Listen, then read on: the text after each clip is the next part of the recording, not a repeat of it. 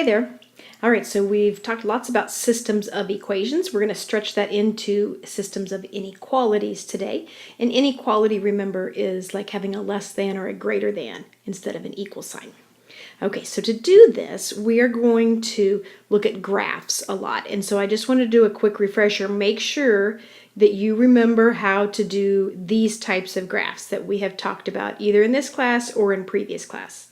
Number one, you got to be able to graph a line. Especially if it's in a slope-intercept form. So in slope-intercept form, remember that your m is your slope, b is your y-intercept. If I were going to graph a line in that form, I'd plot this number on my y-axis and count my rise and run. For a quadratic, we've done lots of that. So remember that the h shifts you left or right, the k shifts you up and down, the a is your vertical stretch or shrink. Okay, circles we ran across in this chapter again. Remember that this number is going to move you left and right. This one's going to move you up and down. It basically creates the new center of the circle. And then this is your radius squared.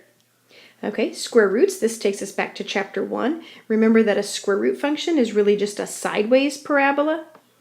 And in this case, since it's just a positive square root of x, it would just be the top half of a sideways parabola. And then horizontal and vertical lines, that'll be important. We use this little acronym HOIVUX to help us remember that. If you're not familiar with HOIVUX, horizontal lines have zero slope, and their equations are just y equals a number. Vertical lines have undefined slope, and their equations are just x equals a number. So anytime you only have one variable, either an x or a y, that's going to be a HOIVUX situation. If it only has a y, you know it's a horizontal line. If it only has an x, it's a vertical line. Okay, so now, one of the things to remember as you graph inequalities, as opposed to equations, is that you're going to be doing some shading. So if it's a less than, then you'll shade underneath it. If it's a greater than, you shade above it. But sometimes when you start getting weird things like circles or parabolas, really we would just do a test point and see which side we're supposed to be shading. Okay, the other thing to remember is you make a solid line if you have a less than or equal to or a greater than or equal to. But if it's only a less than or only a greater than, then you dash your line. Okay, so as you're graphing this system of inequalities, what you're going to be looking for is where your graph gets double shaded or triple shaded or wherever the shading is overlapping. Okay, let's start with one where they give us the system drawn out, graphed out, but we have to come up with the actual system, the actual inequalities. And so when you look at this, you have a line, that's the blue part, and then you have a circle. So basically we just have to write the equation of the line and the equation of the circle. So let's start with the line. I'm going to put it in slope-intercept form, and it's going to be a y, and then remember that it's an equals, except we're not going to be doing an equals, we're going to be doing a less than or greater than. So I'm going to erase that back out, and we'll figure that out in a second. But let's go ahead and look at the mx plus b part. Okay, so the b is the y-intercept. That happens to be a 2. And then you're going to count your slope, and you just have to find some good points where you can count your rise and your run. And so I look at this, I could probably just use the y-intercept that I have there. And then this is my other point that I see that looks like a pretty good one. And so looking at this, it's actually scaled by halves. Here's a half, 1, 1.5, 2. Okay, so when I go up, I'm really going up. There's 3, so that'd be, and then let's go up to there. Okay, so what I've got is I'm really going from this point, I'm going 1, 2, 3, and then same deal on the horizontal axis. So I went up 3, and I went over 1 unit, because 1 unit is right there. All right, so I have a slope of 3 over 1, or just 3. So I'd have 3x plus my y-intercept is 2, except that I want all of the values. And when you look at this line, you're basically looking at whether you're shading above that line or below that line. And I'm shading everything above the line. So I kind of put my pencil right here on the y-axis, or on that y-intercept, and I say, okay, I want all of the y's that are bigger than that. The y's smaller than that are not shaded blue, so I want all the y's that are bigger than that, so this is really a greater than or equal to sign. All right, now let's look at the circle. It's centered at the origin, so we're in luck there. It's just an x squared plus y squared. No shifting. And then it looks like we have a radius of 4 units, and so it's going to equal 16. Except that it's not actually equal to, we have to erase that and change that to a less than or a greater than. When I look at this, anytime on a circle, if you want all the values that are less than something, that's going to be shaded on the inside. If it's a greater than, it's going to be shaded on the outside of that circle. So since this example is shaded on the inside, it's a less than. And because it's a dashed line for that circle, it is not an or equal to. Notice I put an or equal to on my line earlier. That's because it was a solid blue line. All right, there's my system of inequalities. All right, so let's try going the other way. They're going to give me the inequality. I have to graph it. So looking at all 3 of these, they're all linear. Every one of them has an x and a y. And so all I'm going to do is put each one of them into slope-intercept form. So let's start with this first one. You have a 3x plus 2. I'm going to subtract the 3x to the other side. So when I subtract that 3x, it's going to be a negative 3x and a positive 6. And then divide everything by 2. And so I have y is less than negative 3 halves x plus 3. And then let's go graph that. It has a y-intercept of 3. And then I'm going to go down 3, right 2. And let's do that a few times. Down 3, right 2, down 3, right 2. Now I'm going to draw that line, but before I draw it, always pay attention to whether it should be solid or dashed. This one does not have an or equal to, so it should be dashed. So I'm going to dash my line here. And then the next thing I have to decide is what side to shade. So I put my pencil on the y-intercept and say I want all the y's less than that. So that's down this way. So I want all of this shaded. Okay, next thing, let's go to the next equation here. We're going to go with this one, and let's put our y, get our y to be by itself. So I'm going to subtract the x.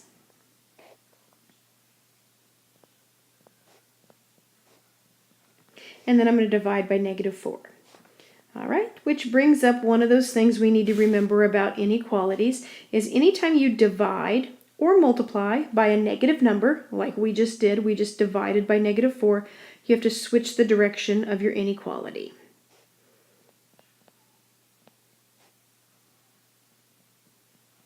All right, simplify the rest of that up, and let's go graph. So then my y-intercept is 1/2, and then from there I'm going to go up 1 over 4. Right there. Up 1 over 4.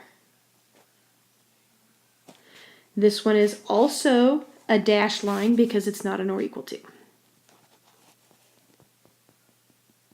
Okay, and then I want all of the y's, so put my pencil on the y-intercept, and all the y's that are less than that. Okay, so now what I'm looking at for a solution to my system is anywhere that it got double shaded. Okay, so that's kind of in this area right here right now. Oops, probably shouldn't do that because that just made my line look solid. That's all right. Erase some of it out. There we go. All right, last problem. This one here.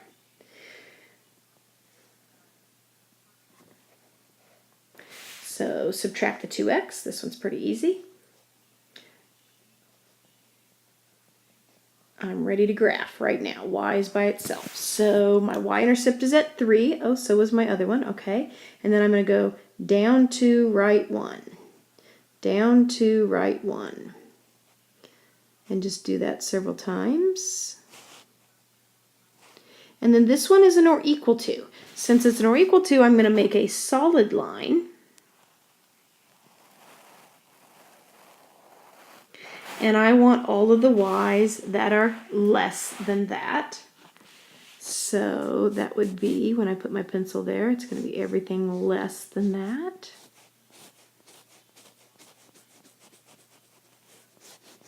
Okay, now remember what I'm looking for though is really where it got shaded all 3 times. So you have to be kind of careful with it. Mine, it looks like a mess. So I tried to do different colors, but it just looks messy when you start shading a whole bunch. But the area where I see red, blue, and black is going to be right in here. This part up until I hit that blue line, and then it comes down in here. And so what we need to do is kind of make that much darker so that it's obvious of what I want shaded. So I'm going to kind of go back and I'm just going to try to make it really obvious what the triple shaded area is here. And so I kind of want you to do that on yours too. Once you find the triple shaded area, then make it very, very obvious that it's triple shaded, like that.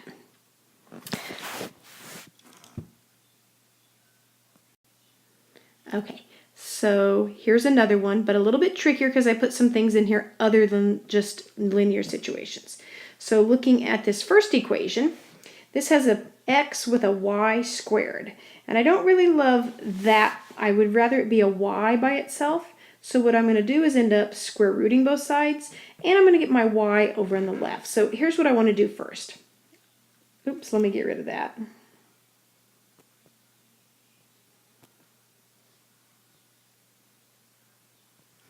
All right, so I'm going to switch this around and put the y squared on the left side.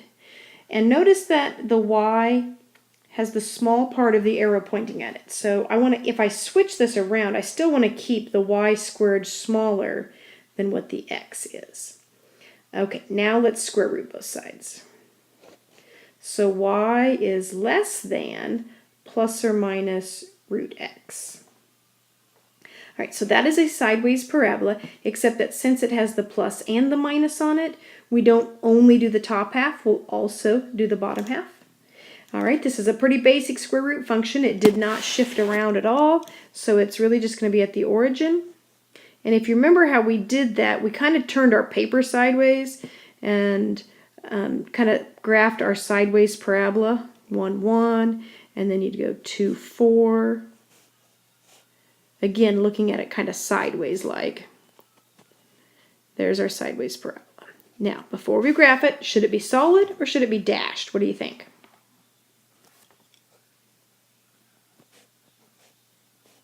It is not an or equal to, so it should be dashed. Okay, so we have that one. Now, as far as which side do you shade it, what we're going to do on that is go ahead and just pick a test point from the graph and then check it back into your original equation. So I'm going to pick, you don't want to pick something that falls right on your graph. So let me just pick a point out here. I'm going to choose this point here. That's a 4, 0. And what I'm going to end up doing is I'm either going to shade inside this parabola or I'm going to have to shade all the way on the exterior of this parabola. And so if I do a test point and see if it works back in my original equation, if that test point does, then I'll know that, oh, that must mean I'm inside here because my point was on the inside. Now, so let's try that 4, 0. I'm plugging 4 in for x. I'm plugging 0 in for my y. And 0 squared. Okay, so is 4 greater than 0 squared? Yeah, it is. Okay, so what that means is that 0.40 works, and so I want to shade where that is. So that would be inside my parabola. Okay, next equation.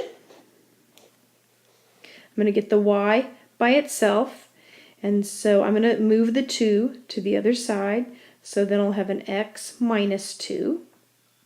And I don't really like having my y on the right side, so I'm going to switch it around and put the y on this side.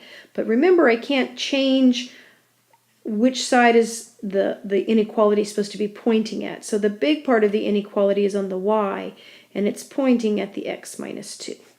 Okay, so that's just a linear equation. Let's go graph it. The y-intercept is -2. And from there, my slope is just a 1 over 1, so rise 1, run 1, rise 1, run 1. All right, this is an or equal to, so we should be drawing a solid line on that.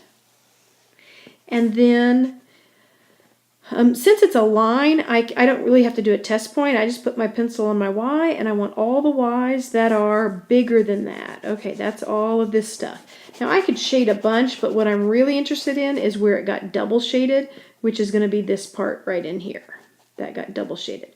But I'm not done because really I have to have it triple shaded. So let's go do the third equation. Actually, the third equation, the y is already by itself, but notice that it only has a y, so that's hoy. Only has a y, so it's a horizontal line at -1. It's not an or equal to, so I'm going to dash my horizontal line at -1. Okay, and then I want all the y's that are greater than that, so I'm going up from this line. But again, I know I'm going up, but I'm really only interested in where it's already been double shaded, and so that really, I'm not sure that that changed much of my graph. I'm really looking at this part right here as my triple shaded area. So that's my solution.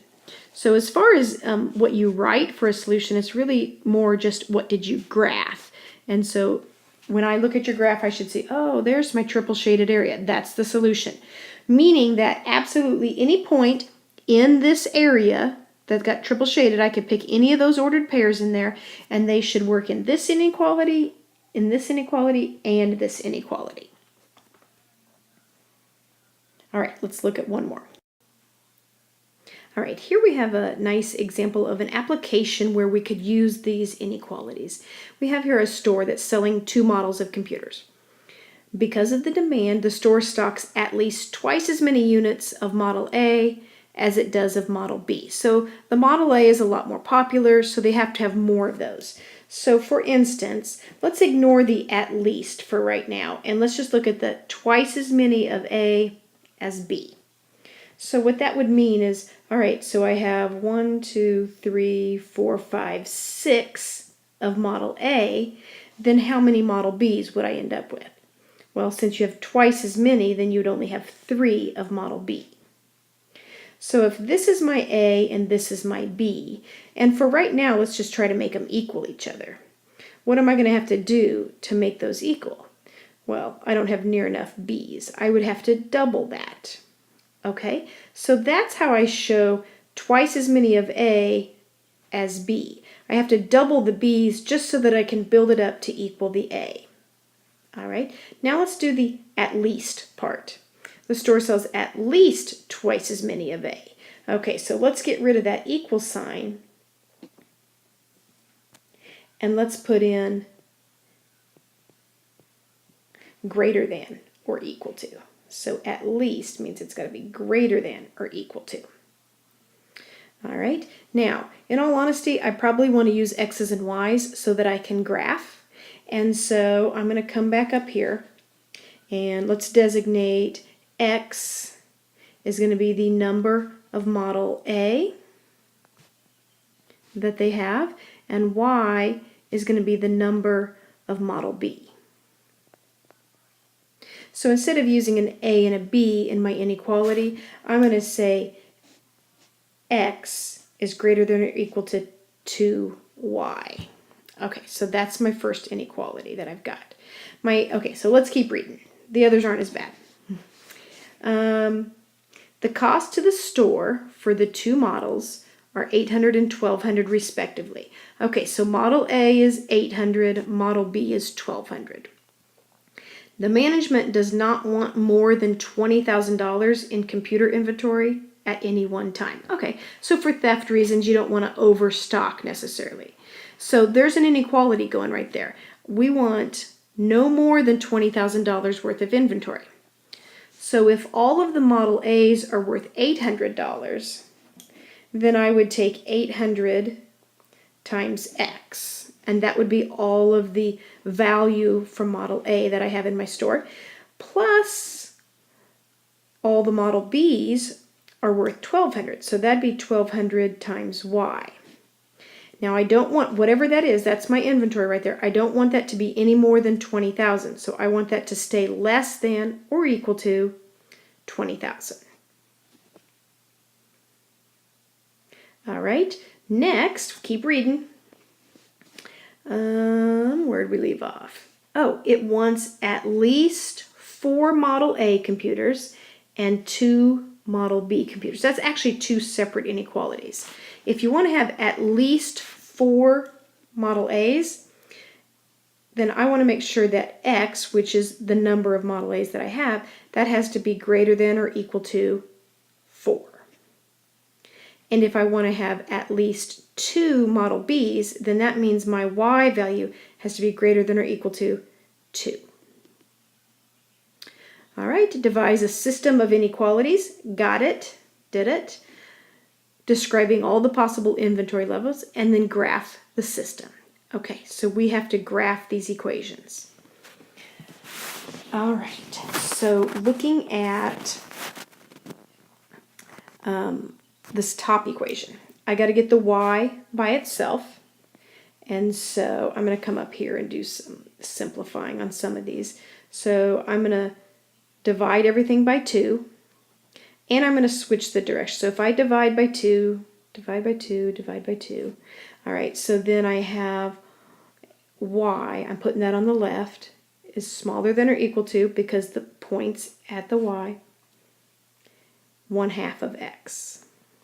Okay, so I could graph that equation. It has a plus 0 for a B value, so I know that it's going to cross the origin. And then I'm going to go up 1 over 2.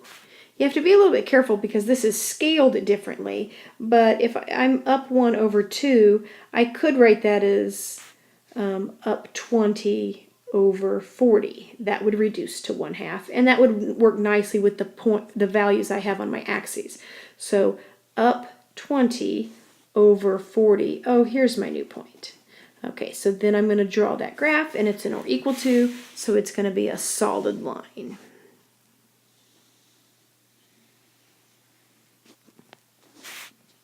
Okay, the next equation, now this one I could put it in slope-intercept form, but sometimes a better method is to try the intercepts method. Remember, you can plug 0 in for X to find your Y-intercept, and then plug 0 in for Y to find your X. And so that might be faster. So here's what I kind of do. I kind of do this in my head, but to find my X-intercept, I'm going to cover this up. Try to ignore this. I usually put my finger over it. Just totally cover this up. And then you have 800X equals 20,000.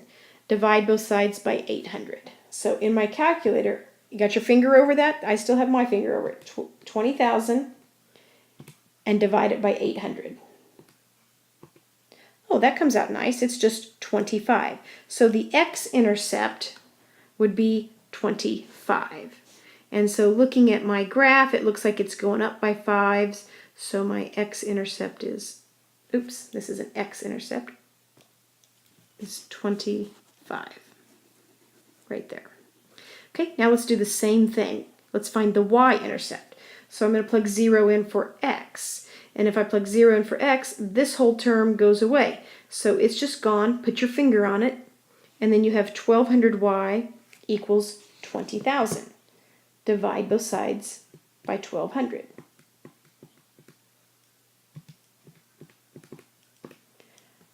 And I get 16 2/3. All right, that's not ideal. I was hoping for better. That's okay.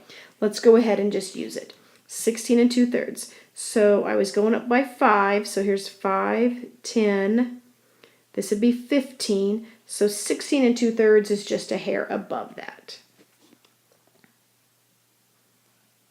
So I'll just put a point right there. Okay, and then I'm going to draw my line. And again, it's an or equal to.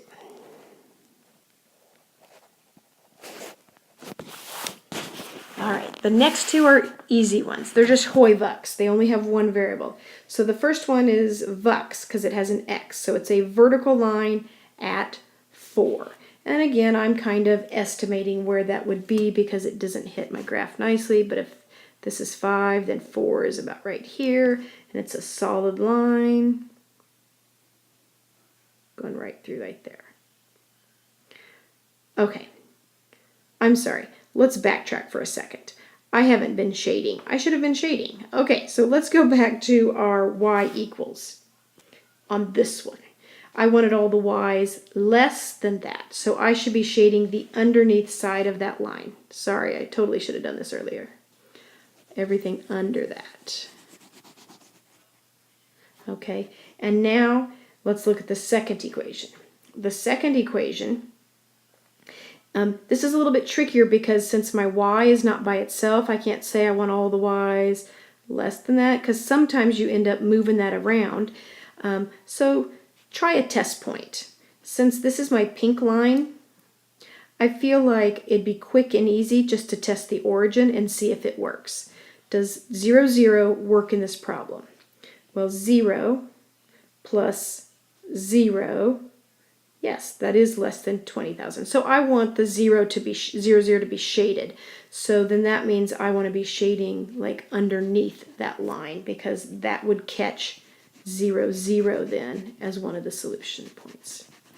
Okay, now remember you're looking at where it's double shaded now. So we kind of have quite an area that's double shaded still. And so now let's do this last line that we did, this vertical line. We want all the x's bigger than that. So I'm going to shade everything that's bigger than that value. So everything to the right of my line.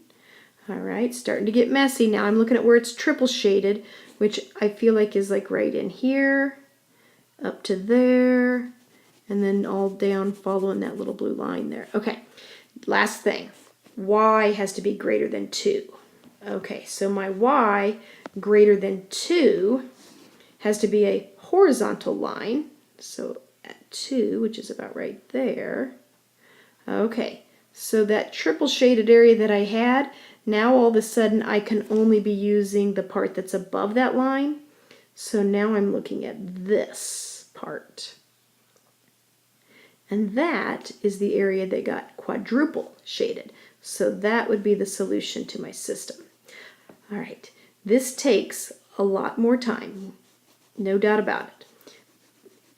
It kind of leads us in very nicely to what we're going to do tomorrow, though. And so I don't have a bunch of these on your assignment, but you're going to have a bunch more coming tomorrow. So don't skip these. You need to practice doing that so that tomorrow is going to be easier for you. All right, good luck. Hope this helps.